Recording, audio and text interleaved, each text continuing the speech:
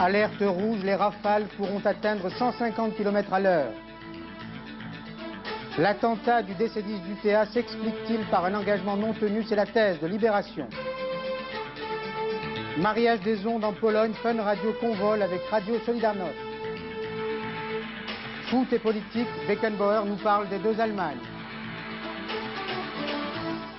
Bonsoir, le 19-20 sera en grande partie consacré à la tempête qui souffle sur la France et sur l'Europe et à ses conséquences. Nous allons dans un instant faire le tour de toutes les régions touchées par le mauvais temps. Mais rendons-nous auparavant dans l'Orne, où un drôle d'événement s'est produit la nuit dernière. Il a ému tous les habitants de la commune de Ray. Un commando motorisé et musclé a pénétré en pleine nuit dans les locaux occupés par des ouvriers en grève. C'était un commando allemand, mais pas de malentendu. Rien à voir avec l'actualité politique. L'entreprise appartient simplement à un groupe allemand. Reportage d'Alain Davé et de son équipe de la station de Caen. Ray, 4 heures du matin. Les employés de l'usine Eurofac, auxquels se sont joints certains habitants de la commune, se remettent peu à peu de leurs émotions. Pour bien comprendre ce qui s'est passé cette nuit, il faut d'abord savoir que cette entreprise, qui appartient au groupe allemand Alutim, a licencié le 15 février dernier tout le personnel. Et depuis, les 98 salariés occupent l'usine. Cette nuit donc, vers 2 heures du matin, le piquet de grève a été assailli par des commandos qui voulaient récupérer du matériel. Ils m'ont tenu comme ça, le dos au mur, et puis l'autre il m'a dit on bouge plus. Il était à 3. Bah, ils étaient armés quand même. Hein. Qu'est-ce qu'ils avaient comme arme? Ah bah, on suppose des revolvers parce qu'on était quand même dans le noir. Hein. Bon, ils ont braqué 2 copains. Et puis nous, bon, bah, on les a sortis à coups de manche de pioche, tout ce qu'on avait, quoi. Les camions allemands, nous les avons retrouvés au bord d'une route, à quelques kilomètres de l'usine. Matériel impressionnant venu tout droit d'Allemagne pour un déménagement totalement illégal. Je trouve que c'est totalement inadmissible. Mais on a tout à fait l'impression que c'est un acte de guerre. L'objet du délit, le voici sans doute. Cette presse d'une puissance de 800 tonnes est un modèle unique en Europe. Elle produit d'une seule frappe des pièces en laiton de gros calibre et c'est sans doute cette machine que les Allemands voulaient emporter. Pas de syndrome, un acte de guerre, mais de guerre économique. Soyez encore prudents ce soir, le vent ne désarme pas, il risque de souffler à près de 150 km à l'heure. Michel Touré nous en parlera dans un instant, mais regardons avec Hervé Dino les nouveaux dégâts provoqués par la tempête aujourd'hui.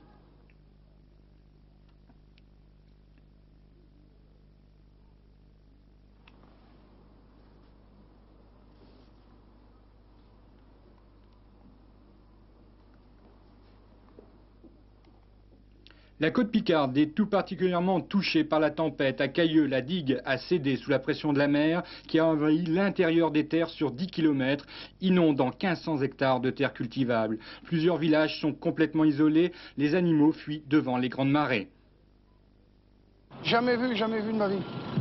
Et on a entendu des gens hier de mémoire d'homme, ils n'ont jamais vu ça.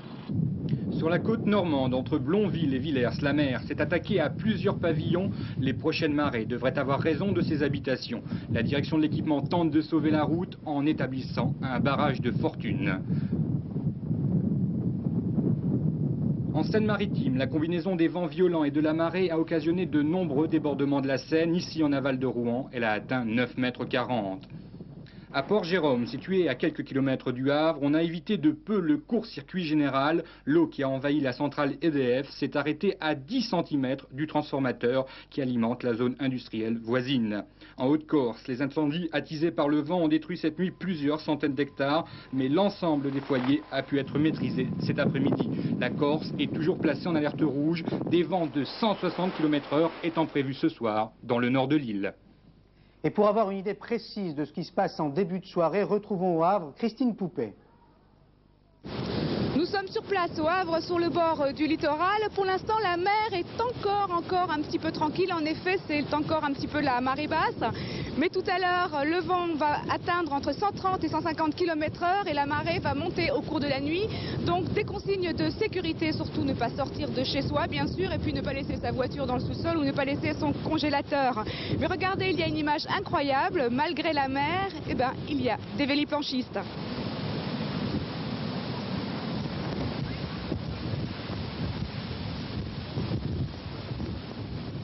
C'est incroyable peut-être, mais très imprudent, Michel. C'est plus qu'imprudent, c'est de la folie, madame, monsieur, il va falloir Paul, il va falloir être très prudent cette nuit. Nous avons un vent fort qui va souffler, non pas seulement sur les côtes de la Manche, mais des côtes de la Manche jusqu'à la Savoie, jusqu'aux Alpes du Nord.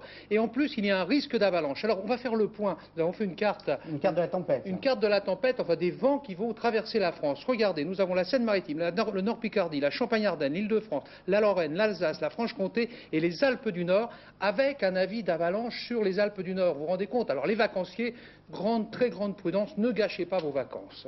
Bien, merci. On vous retrouve évidemment à 19h57, comme chaque soir, pour d'autres prévisions. L'inceste en cour d'assises ou la loi du silence brisée aujourd'hui au tribunal d'Auch pour un face-à-face douloureux. Dans la salle d'audience, une jeune femme, Rachel, son père est accusé d'avoir abusé d'elle pendant plus de 8 ans. Rachel a été enceinte à 5 reprises durant cette période. Son père a toujours clamé son innocence et aujourd'hui, il affirme s'être simplement comporté en homme incompréhensible. Compte rendu d'audience, Pierre Young. Le face-à-face n'a pas eu lieu. Rachel était certes présente à l'audience, immobile, le visage impassible. Pas une seule fois, son regard ne s'est porté vers le box des accusés. Aucun échange verbal n'a eu lieu entre elle et son père adoptif. Pourtant, Rachel a tenu à expliquer une chose. Pourquoi elle n'avait pas souhaité le huis clos pour ce procès? Je lui dis pour que les gens qui soient dans le même état que moi sachent qu'il y ait des recours, qu'il y ait des associations et que la justice peut les aider à s'en sortir. C'est pour cette raison que vous n'avez pas voulu de huis clos. Oui, exactement, c'est tout. Jean-Paul Bonnemazou, 42 ans, tout au contraire de sa fille, parle aisément à réponse à tout. Il a commencé par dire qu'il ne comptait plus Rachel et sa demi-sœur Erika, qui est à l'origine de la dénonciation, parmi ses enfants. Pour lui, toute cette affaire est un complot provoqué par la haine de sa propre sœur. Il nie en bloc toutes les accusations, ces terribles accusations qui pèsent sur lui. Il faut les rappeler, de 1979 à 1985, il aurait imposé des relations sexuelles dans la maison familiale à Rachel. Au début, celle-ci était âgée de 12 ans. Apparemment, personne n'a été beaucoup troublé par ces grossesses multiples. Le père est un inconnu de passage. Cette explication aurait suffi. On murmurait certes des choses, un doute s'était glissé, mais personne n'a réagi, ni les membres de la famille, ni les enseignants, ni les assistantes sociales. Leur rôle sera d'ailleurs beaucoup débattu dans le cadre de ce procès. L'attentat du décédiste du théâtre du 19 septembre dernier est-il lié au non-paiement d'une dette? C'est la question que pose Libération aujourd'hui.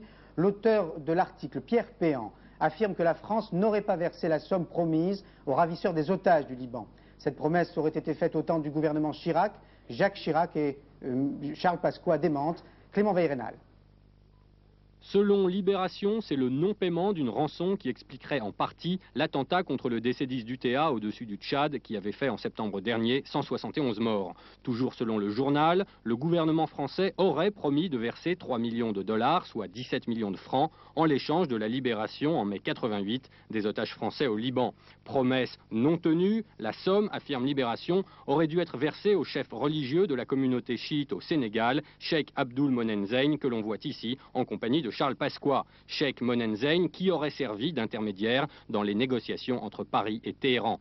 Libération verse donc une pièce supplémentaire au dossier qui explique en partie les motivations des poseurs de bombes et confirme les soupçons qui pesaient déjà sur 2 États considérés comme les commanditaires de l'attentat. C'est bien Ahmed Djibril, l'un des terroristes palestiniens les plus extrémistes, qui aurait exécuté l'attentat. Djibril, soutenu par l'Iran, mais aussi la Syrie. 2 États entre lesquels et la France pèse un très lourd contentieux. Fourniture d'armes à l'Irak, soutien au général Aoun, autant d'actions de la France au Moyen-Orient qui s'opposent à la politique de l'Iran et de la Syrie et qui pèsent peut-être plus lourd que 3 millions de dollars. De son côté, Jacques Chirac a démenti catégoriquement les informations rapportées par Libération. La France n'a jamais ni promis, ni versé la moindre somme en échange de la libération des otages.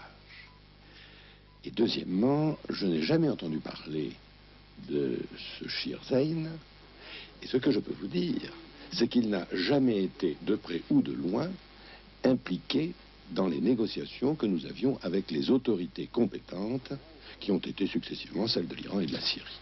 Cette polémique franco-française sur les conditions de la libération des otages vient en tout cas rappeler que 6 mois après l'attentat contre le décédiste d'UTA, l'enquête est toujours au point mort.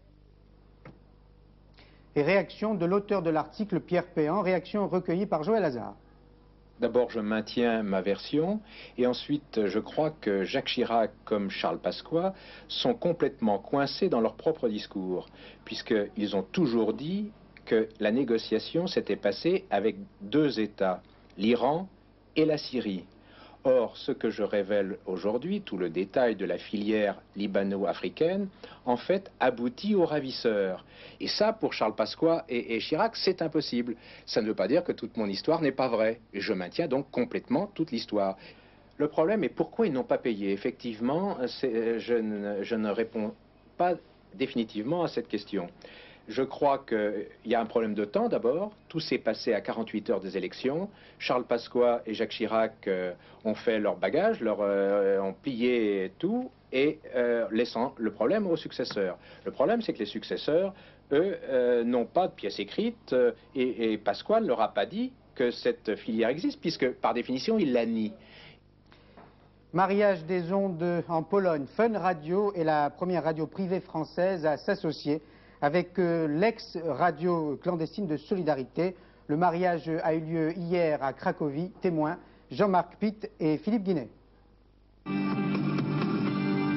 Les rues de Cracovie vibrent désormais au son de la musique occidentale. Entre les traditionnelles radios polonaises et la source à tube, Janusz le taxi a choisi. À l'origine de cette seconde révolution, Stanisław Tyszynski. En 1981, son émetteur et lui jouaient à cache-cache avec la police politique. Il était le premier dans cette ville du sud du pays à émettre les messages de soutien à Solidarité. Aujourd'hui, il célèbre le mariage de l'ex-radio clandestine et de Fun Radio. La loi polonaise autorisant les radios libres n'a pas encore été votée. En attendant, la radio privée française déverse par satellite son programme sur Cracovie. La preuve de son succès, ce sont les milliers de jeunes venus célébrer ses noces. C'est extraordinaire, c'est super. Il n'y a que de la musique, des chansons, c'est ça qu'on aime. Allons enfants de la patrie. Mais comment une radio militante devient-elle une radio d'ados? À l'époque, on était une radio politique. Mais les temps ont changé et on peut se permettre d'alléger notre programme. Il ne s'agit plus du tout d'être une radio militante aujourd'hui.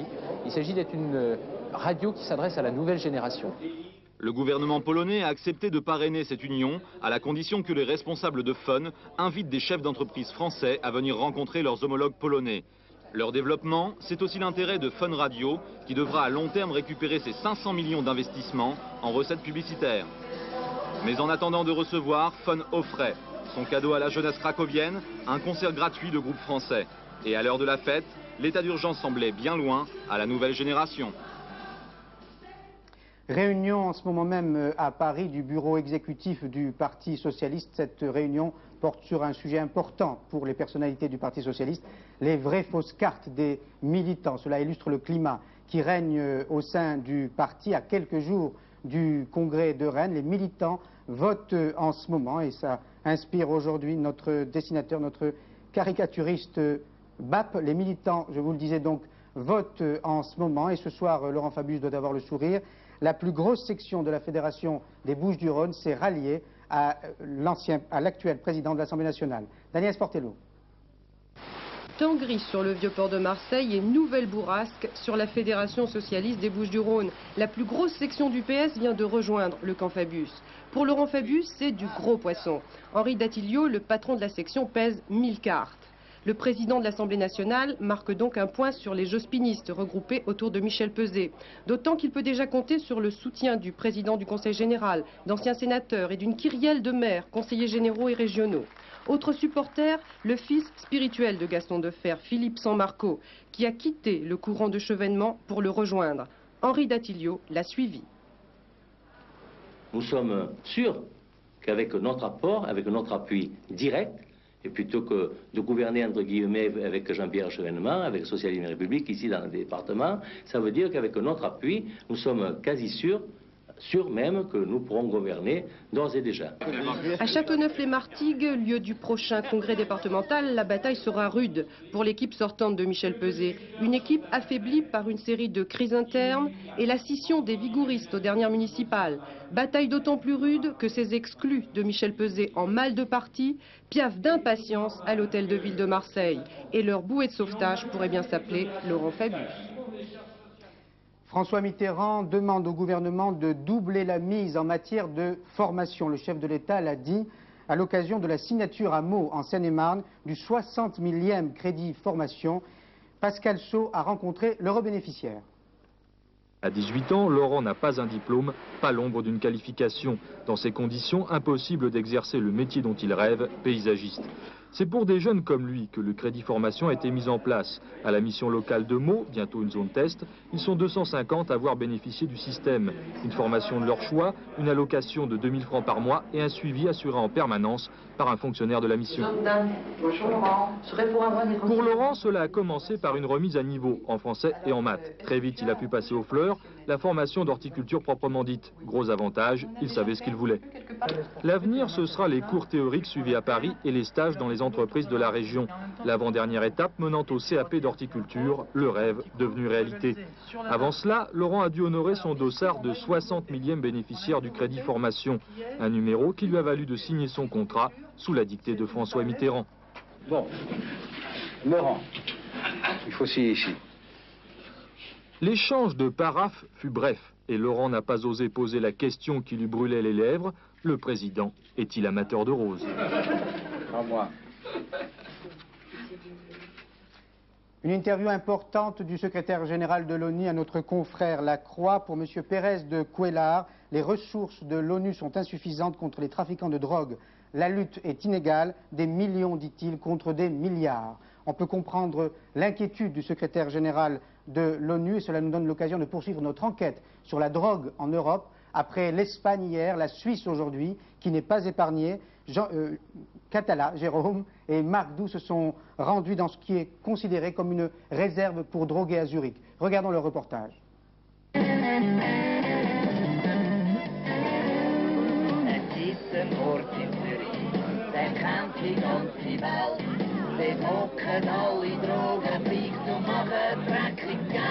Entre deux fixes, deux injections d'héroïne, Rico écrit des chansons, comme ce blues de la Plattspitz qui raconte simplement l'histoire des paumés de Zurich.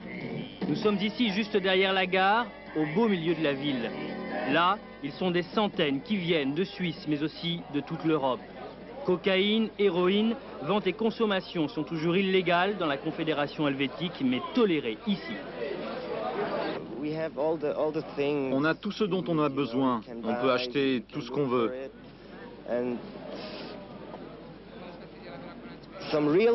Des vrais problèmes, on n'en a pas. Vous savez, je crois que c'est pour ça qu'on se drogue. Les autorités municipales restent sans réaction, comme paralysées. Et au fil des années, la Plattspitz a été abandonnée à ses fidèles occupants. Ces policiers d'ailleurs éludent nos questions car ils ne savent pas quoi nous répondre. Ici, ils connaissent les habitués et n'arrêtent que très rarement des dealers. Leur présence ne gêne personne. Les associations apportent de la nourriture chaude et des couvertures. La Croix-Rouge, elle, a installé un poste de secours permanent. J'essaie d'aider les gens pour qu'ils n'attrapent pas le sida. C'est de la prévention. Alors on donne des seringues neuves et pour ceux qui essaient de s'en sortir, de la méthadone, un produit de substitution sans effet secondaire. Mais dans ce supermarché de la drogue, difficile d'avoir ne serait-ce que l'idée de décrocher. Moi, je suis pas encore tout en bas. J'ai jamais dit que ça me fait mal, ça me fait du mal. L'héroïne ou bien aussi le cocaïne, moi je l'aime toujours. Jusqu'à maintenant, ça me fait pas du mal, mais je suis sûr qu'un jour, ça va venir. 70 morts par overdose ici, l'année dernière. Le plus jeune avait 16 ans. Et Zurich, la tranquille, ne comprend toujours pas.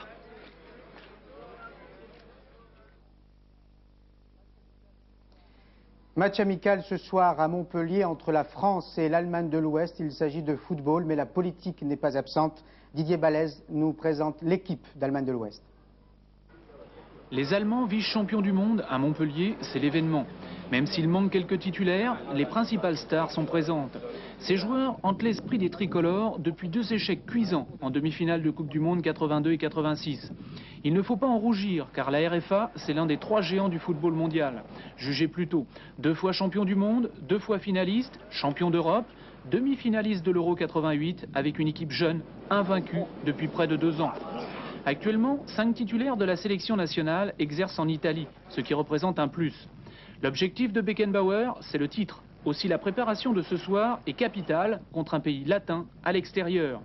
Mais l'entraîneur et son entourage sont aussi préoccupés par la situation politique de l'Allemagne de l'Ouest. L'union des deux Allemagnes, c'est super pour les sportifs. On y est tous favorables, même si on est pris de vitesse par ce qui se passe dans la rue. Une seule équipe de football, ça va se faire très vite.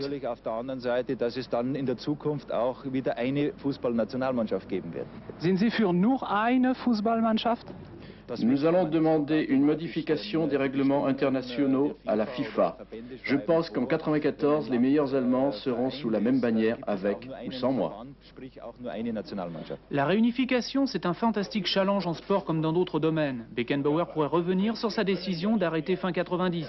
Alors messieurs les Français, c'est peut-être l'occasion ou jamais de battre la RFA ce soir.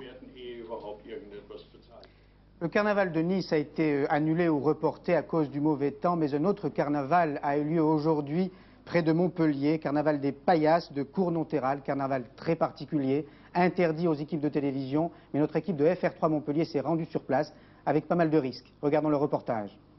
Un thème païen dans une mixture à base de lit de vin, d'excréments, de purin et de charogne.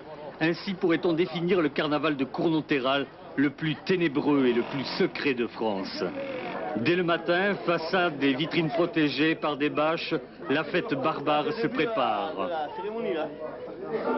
Le paillasse en sac de jute est bourré de paille, de vin doux et de Carthagène.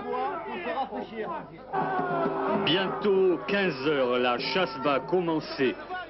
Cournonterral se referme intramuros, devient un lieu hors du temps et de l'espace. Dans les rues gluantes de fange, la seule règle du jeu consiste pour les blancs et les badauds à échapper aux paillasses qui tentent avec des torchons de les enduire de lit de vin. À l'origine, une querelle de clochers vieille de 600 ans. Des voleurs de fagots venus d'un village voisin avaient été mis en déroute et humiliés par des habitants de Cournonterral déguisés en épouvantail.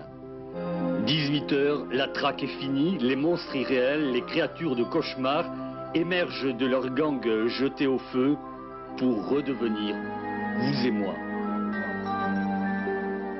Détente ce soir à 20 h 30 après la classe avec Jacqueline Maillan et Jean-Pierre Aumont. Information ce soir avec Marc Hautement à Soir 3. Bonsoir, à demain 19 h.